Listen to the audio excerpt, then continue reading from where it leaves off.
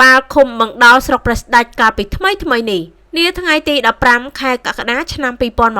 2026លោកស្រីឈឹមចន្ទថុលអភិបាលរងស្រុកព្រះស្ដេចនិងជាអនុប្រធានអនុសាខា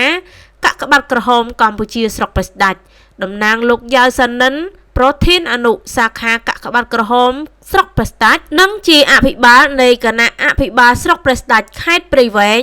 លោកស្រីមេឃុំបង្ដោលលោកស្រីក្រុមប្រឹក្សាឃុំប៉ុស្តិ៍រដ្ឋបាលក៏បានអញ្ជើញចូលរួមប្រគល់ផ្ទះចំនួន1ខ្នងដែលមានទំហំទទឹង4ម៉ែត្រនិងបណ្ដោយ7ម៉ែត្រផងដែរព្រមទាំងបង្គន់អនាម័យចំនួន1ចា៎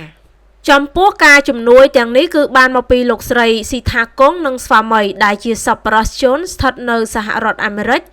ដោយតាមរយៈលោកអ៊ីសុកហុកនិងភរិយាព្រមទាំងបុត្រសប្បុរសជនដែលស្ថិតនៅក្នុងទឹកដីឃុំអ្នកលឿងជូនដល់ក្រុមគ្រួសារក្រីក្រមួយគ្រួសារដែលមានឈ្មោះថាប៉ាងសុភា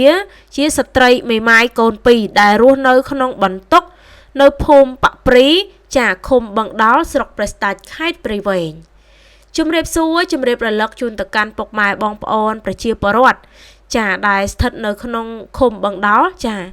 ពិតជារីករាយណាស់ចាដែលបានឃើញពីទស្សនវិជ្ជាមួយនេះស្ថិតនៅក្នុងឃុំបង្ដោលស្រុកព្រះស្ដេចចាខាងខេត្តព្រៃវែងដែលមានវត្តមានដ៏ខ្ពង់ខ្ពស់របស់លោកស្រីឈឹមចន្ទថុលចាដែលជាអភិបាលរងនិងជាអនុប្រធានអនុសាខាកាកបាទក្រហមនៅក្នុងស្រុកព្រះស្ដេចតំណាងលោកយ៉ាវសានិនប្រធានអនុសាខាកាកបាទក្រហមស្រុកព្រះស្ដេចខេត្តព្រៃវែងនិងជាអភិបាលនៃគណៈអភិបាលស្រុកព្រះស្ដេចចាលោកស្រីមេឃុំបង្ដោលនិងលោកស្រីចាក្រុមប្រឹក្សាឃុំប៉ុស្តិ៍រដ្ឋបាលក៏បានអញ្ជើញចាចូលរួមនៅក្នុងការប្រគល់ផ្ទះចំនួន1ខ្នងដែលមានទំហំចា4គុណនឹង7ម៉ែត្រចាព្រមទាំងបង្គន់មួយផងដែរ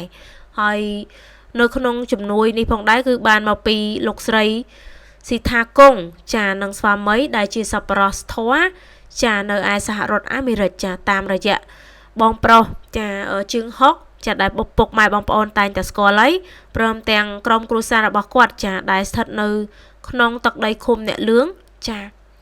កាលពីថ្មីនេះទេបងប្អូនចាថ្ងៃទី15ខែកក្កដាឆ្នាំ2026ចាម្សិលមិញនេះទេហើយនៅក្នុងការជំនួយនោះផងដែររួមមានសម្ភារៈជាច្រើនចានៅក្នុងការប្រើប្រាស់ការរស់នៅប្រចាំថ្ងៃរបស់ចាក្រុមគ្រួសារដែលកំពុងតែមានទុក្ខលំបាកចាគឺមានឈ្មោះថាប៉ាងសុភាចាដែលជាស្ត្រីមេម៉ាយកូន2រស់នៅក្នុងចាភូមិប៉ព្រីឃុំបង្ដោស្រុកព្រះស្ដេចខេត្តព្រៃវែង